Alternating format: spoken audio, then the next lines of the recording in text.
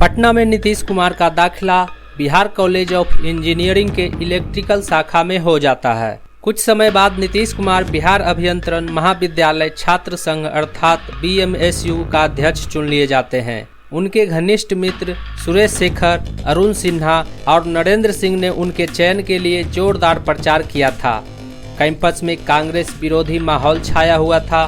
नीतीश कुमार ने कदम कुआं स्थित एक गांधीवादी मिशन महिला चरखा समिति में छात्र शिष्टमंडलों के साथ जाना शुरू कर दिया था, जहां उन्हें दिशा निर्देश मिलता था कि आंदोलन किस दिशा में ले जाना है। जयप्रकाश नारायण का निवास स्थान भी उस समय वही था। 1972 में नीतीश कुमार ने हॉस्टल वाचनालय की घटिया सुविधा के विरोध में रोषपूर्ण और लगभग हिंसक आंदोलन का नेतृत्व किया था। उन्होंने सरकारी बसों का अपहरण कर उसे पश्चिम पटना के VIP जगह से हाँक कर ले गए थे, लेकिन बाद में उन्होंने स्वेच्छा से गिरफ्तारी देकर पटना जेल को भर दिया। उनकी इस हरकत के कारण सरकार में तहलका मच गया, जिसके फलस्वरूप सरकार को सुविधाओं में सुधार के लिए उच्चाधिकार समिति का गठन करना पड़ा। लेकिन इसके बावजूद भी नीतीश कुमार को वह स्थान नहीं मिल पाया था जो उस समय लालू यादव को मिल रहा था। लालू यादव गोपालगंज के फुलबड़िया गांव से पटना आए थे और अपने साथ हुड़दंग कमर ठोक फुलबड़िया का चौपाल भी लेकर आए थे। अपने हंसमुख मिजाज, चुटीले अंदाज और चतुराई के बल पर पटना यूनिवर्सिटी छात्र संघ PUSU का अध्यक्ष बन गए थे। नीतीश कुमार अच्छा वक्ता थे, लेकिन श्रोताओं को बांधने की कला नहीं जानते थे। वहीं लालू यादव अपने असभ्य, गवारू और लज्जाहीन बातों से श्रोताओं को सम्मोहित कर लेते थे। एक बार यूनिवर्सिटी में लालू यादव ने अपने छात्रों के साथ लोहिया पर आयोजित एक सेमिनार में रिबन काटा और छिपकर हॉल से बाहर निकलकर छात्रों से पूछने लगे कि ये लोहिया क्या चीज़ है हो। लालू यादव भले किसी के बारे में नहीं जानते हों, लेकिन उनके बारे में बोलने की कला और भीड़ जुटाने में माहिर थे। उनका अपना एक अलग अंदाज है। वे खुद को आगे बढ़ाने के लिए कोई भी तरीका अपना लेते थे, जिसके बारे में सोचने मात्र से नीतीश कुमार को शर्म महसूस होता है। कैंपस में घंटों चुहलबाजी करने के बाद लालू चुपके से शिक्षक के कमरे में घुस जाते थे और उनसे यह बोलकर कुछ पैसे वसूल लेते थे कि उन्होंने कई दिनों से कुछ खाया नहीं है। लालू यादव यूनिवर्सिटी के कर्मचारियों के साथ पान और खैनी में हिस्सा बांटकर दोस्ती कर लिया था। खैनी की आदत नीतीश कुमार को भी थी, लेकिन वे अपनी आदत को लेकर तब भी उतने सियाने थे जितने आज हैं। लालू फुहर स्वभाव के हैं तो नीतीश करे और संकोची। लालू यादव अपने परिवार के पहले शिक्षित पीढ़ी हैं, वहीं नीतीश से पहले उनके परिवार की 3 पीढ़ियां शिक्षा हासिल कर चुकी है। मार्च 1974 के एक विरोध प्रदर्शन के दौरान पुलिस के साथ हिंसक भिड़ंत के बाद लालू ने अपने ही मौत की झूठी कहानी बनाकर इतनी सच्चाई के साथ स्थानीय समाचार पत्रों में छपवा दिया कि उसके अगले दिन यह खबर पटना में सुर्खियों में थी कि लालू मारा गया। इस बीच लालू अपने किसी रिश्तेदार के फ्लैट में छिपकर मजे से मटन पकाकर खा रहे थे। PUSU के चुनाव में नीतीश कुमार ने लालू यादव के लिए जोरदार चुनाव प्रचार किया और इंजीनियरिंग कॉलेज के अधिकांश वोट लालू यादव को दिलवाया। नीतीश कुमार का दायरा बढ़ने लगा था। सुशील मोदी, सरयुग राय, शिवानंद तिवारी, रविशंकर प्रसाद, शंभू श्रीवास्तव उस समय के अग्रणी छात्र नेता में नीतीश कुमार की पैठ होने लगी थी, लेकिन उनका अतरंग मंडल सुरेश शेखर, अरुण सिन्हा, नगेंद्र सिंह तक ही सीमित रहा।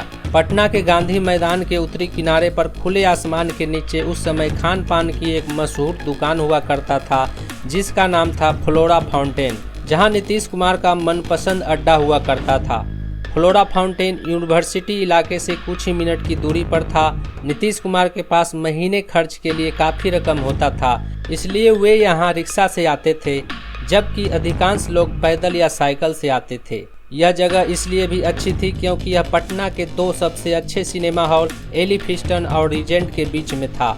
नीतीश कुमार खाने पीने और सिनेमा देखने के शौकीन थे। कभी कभी तो एक के बाद दूसरा शो भी देख लिया करते थे। यदि दिलीप कुमार और देवानंद की पिक्चर लगी हो तो वो भी बालकनी क्लास में। राजनीतिक उथल पुथल के कारण पटना में सामान्य जीवन अस्त व्यस्त रहता था।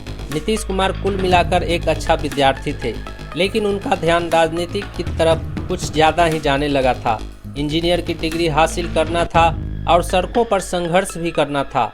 नीतीश कुमार के पिताजी वैद्य जी कभी नहीं चाहते थे कि उनका बेटा मुन्ना राजनीतिक जीवन की ओर कदम रखे। क्योंकि राजनीति की वजह से उन्हें जो अपमान का घुट पीना पड़ा है वह मुन्ना के साथ नहीं होने देना चाहते थे। लेकिन नीतीश कुमार खुद को राजनीतिक में कुछ ज़्यादा ही डुबोने लगे थे। वे लोहिया पर लिखी हुई पुस्तकें मंगाकर पढ़ते और उनके विचारों पर चलने का मन बना लिए थे। वे जेपी के मार्गदर्शन और संरक्षण में बनी छात्र संघ समिति के सदस्य बन गए थे। वे अखबारों और पत्रिकाओं में आंदोलन की खबरें लिखकर भेजते थे। उनकी लिखी खबरें को समाचार कार्यालयों में अहमियत दिया जाता था, क्योंकि इन कार्यालयों में उनकी पहचान एक सभ्य और पढ़ा लिखा छात्र नेता के रूप में था। वहीं लालू यादव को लोग नाटक मंडली, फुहर और असभ्य नज़रों से देखते थे।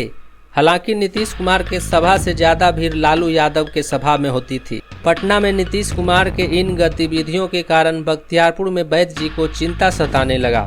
नीतीश कुमार का बख्तियारपुर आना जाना कम हो गया था और अखबारों में उनका नाम छात्र नेता नीतीश कुमार के रूप में आने लगा था।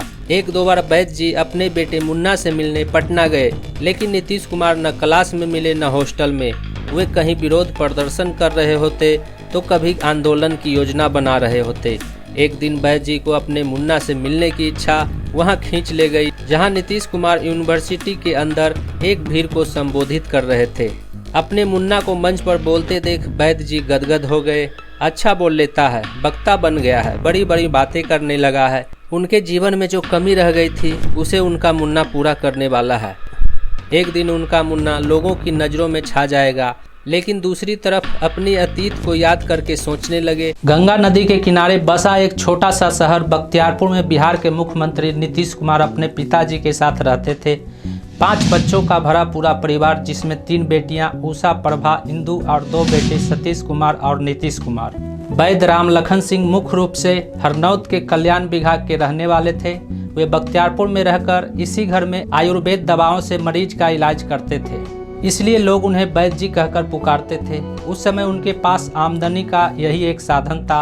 हालांकि उनके गांव कल्याण बीघा में 16 बीघा के करीब खेती योग्य जमीन है, जिसका देखरेख सीताराम करते थे, जो बचपन से ही वैद्य जी के यहाँ काम करते थे। बख्तियारपुर में वैद्य जी का परिवार एक सम्मानित परिवार था।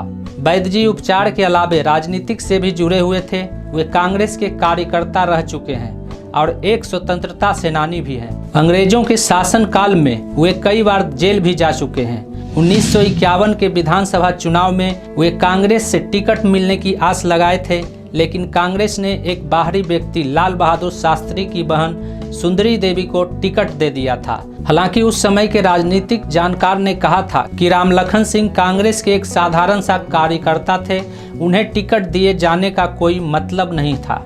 1957 के चुनाव में भी जब दूसरी बार सुंदरी देवी को ही टिकट दिया गया तो नाराज राम लखन सिंह कांग्रेस छोड़कर नवगठित समाजवादी गुट के साथ मिलकर बाढ़ निर्वाचन क्षेत्र से चुनाव हार जाते हैं। लेकिन बख्तियारपुर से एक निर्दलीय उम्मीदवार को समर्थन देकर सुंदरी देवी को हराने में कामयाब हो जाते हैं। उस समय नीतीश कुमार लगभग 6-7 साल के थे।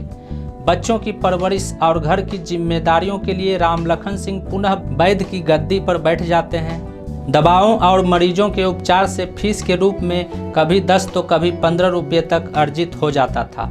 गद्दी पर बैठे बैठे राजनीतिक चर्चा भी अक्सर हो जाया करता था। राजनीतिक में दिलचस्पी रखने वाले लोग खाली समय में अक्सर वैद्य जी के साथ बैठकर चर्चा करते थे। धीरे धीरे यह आयुर्वेद चिकित्सा केंद्र राजनीति का अड्डा बनते जा रहा था, जिसका असर उनके कामकाज पर भी पड़ने लगा था। इसलिए उन्होंने राजनीतिक से संन्यास लेना ही उचित समझा। लेकिन लोगों से बातचीत और गपशप के बीच राजनीतिक चर्चा निकल ही जाता था। वैद्य जी अक्सर नेहरू को कोसते हुए बोलते थे, वह चीन के बहकावे में आ गया है, देश को इसकी कीमत चुकाना पड़ेगा। इन्हीं सब चर्चाओं के बीच समय बीत रहा था। मिडिल स्कूल में पहुंचने के कुछ समय बाद नीतीश कुमार एक जेबी डायरी रखना शुरू कर देते हैं, जिसमें वे कुछ खास बातें लिखना शुरू कर देते हैं जो वे अपने पिताजी और लोगों के बीच हो रहे बातचीत को सुनते थे। उनमें से एक नाम था राम मनोहर लोहिया का, जिसके बारे में उन्होंने सुना था कि वह व्यक्ति चीन के विषय में हाथ धोकर नेहरू के पीछे पड़ गया है और कांग्रेस के मुकाबले में एक राजनीतिक पार्टी खड़ा कर रहा है। और तभी से नीतीश कुमार राम मनोहर लोहिया के विचारधारा से प्रभावित हो गए थे।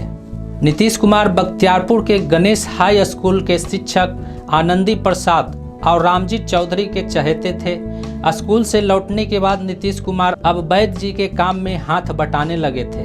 वे दवाओं की पुड़िया को इस तरह से बांधते थे कि हाथ से छूटकर गिरने के बाद भी पुड़िया नहीं खुलता था, जिसका जिक्र आज भी नीतीश कुमार अपने भाषणों में करते हैं। नीतीश कुमार के घर के सामने गंगा नदी के किनारे ठाकुरबाड़ी के पास एक कुआं हुआ करता था, जो शायद अब भी है। उस कुएं के पानी से दाल जल्दी पक जाता था। उस समय दाल पकाने के लिए कुकर या कोई और अन्य साधन नहीं था, इसलिए नीतीश कुमार उस कुएं से पानी लाने अक्सर जाया करते थे। शाम होते ही नीतीश कुमार लालटेन जलाकर ऊपर अपने कमरे में पढ़ने चले जाते थे और देर रात तक लिखते रहते थे। पढ़ाई के अलावे नीतीश कुमार को खेल कूद में कोई रुचि नहीं था और बख्तियारपुर में घर से बाहर समय बिताने का कोई साधन नहीं था। दोस्त के नाम पर एक मुन्ना जी थे। नीतीश कुमार को बचपन से ही पढ़ने और लिखने में दिलचस्पी था। इसकी बदौलत उन्हें स्कूल में छात्रवृत्ति मिल जाता है और वे आगे की पढ़ाई करने पटना चले जाते हैं। नीतीश कुमार के बारे में यह जानकारी आपको कैसा लगा, नीचे कमेंट में हमें ज़रूर बताइएगा। यदि इस संदेश को आप यूट्यूब पर देख रहे हैं तो चैनल को सब्सक्राइब जरूर कीजिएगा, और यदि इस संदेश को आप फेसबुक पर देख रहे हैं तो पेज को लाइक ज़रूर कीजिएगा। धन्यवाद।